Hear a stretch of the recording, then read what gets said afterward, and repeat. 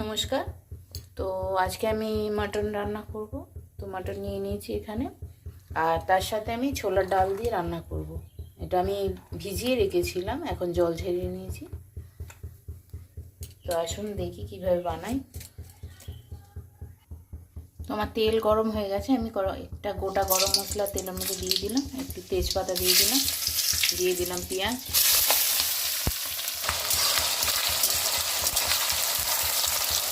পেঁয়াজটাকে আমি একটু লাল লাল করে ভেজে নেব।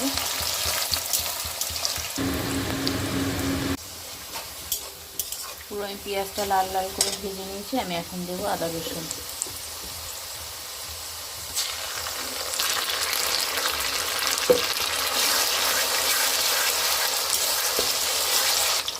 দিয়ে দিচ্ছি হলুদ,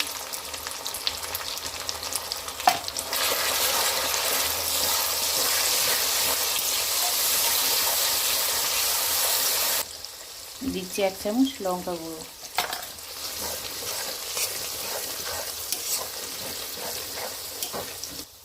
এক চামচ ধনে আর 1 চামচ জিরে,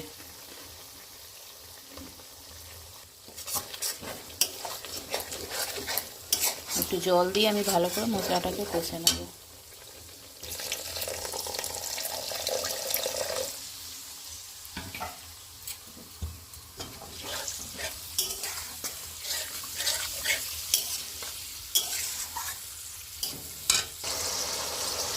দিয়ে দেবো স্বাদ মতো নুন,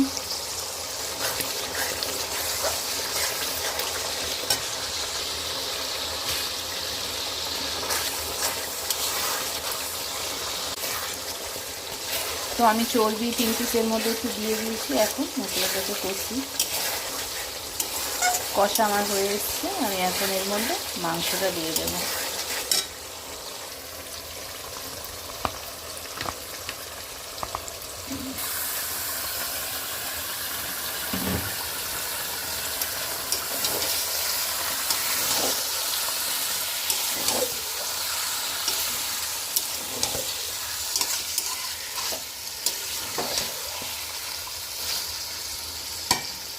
এটাকে আমি এখন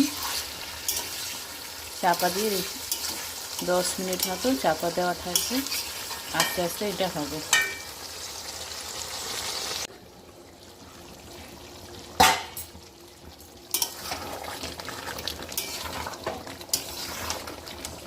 আমাদের জল বেরিয়ে মোটামুটি এই অবস্থায় আছে। তো আমি এখন এর মধ্যে ডাল আর আলুটা দিয়ে দেব। কেউ চাইলে শুধু ডাল দিয়ে বানাতে পারে, আলু নাও দিতে পারে। আমাদের আবার একটু আলু সবাই খায়, তাই আমি একটু আলু দিয়ে দিলাম।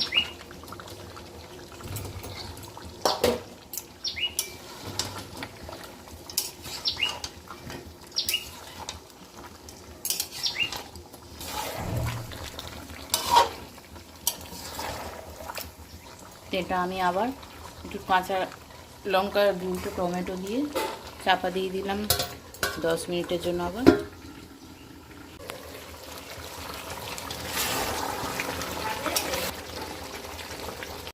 দেখুন এটা আমার কষাও হয়ে গেছে। এবার আমি একটু জল দিয়ে দেবো, টমেটোগুলোও গলে গেছে।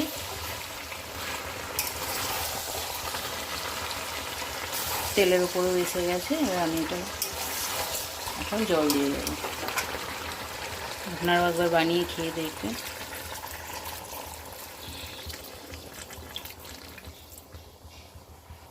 খেতে কিন্তু অসাধারণ লাগে।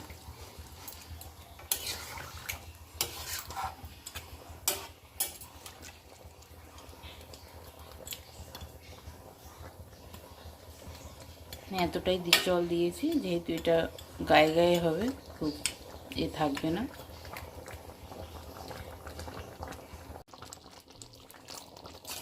দেখুন এটা আমাদের রেডি। এখন আমি এর মধ্যে একটু গরম মশলা দিয়ে দেবো।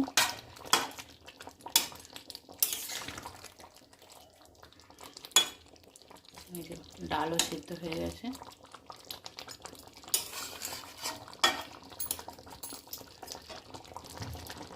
আমি এর মধ্যে 1 চামচ গরম মশলা দিয়ে দিলাম। ভাজা মশলা, এটা জিরে, ধনে, গরম মশলা সব রকম মেশানো আছে।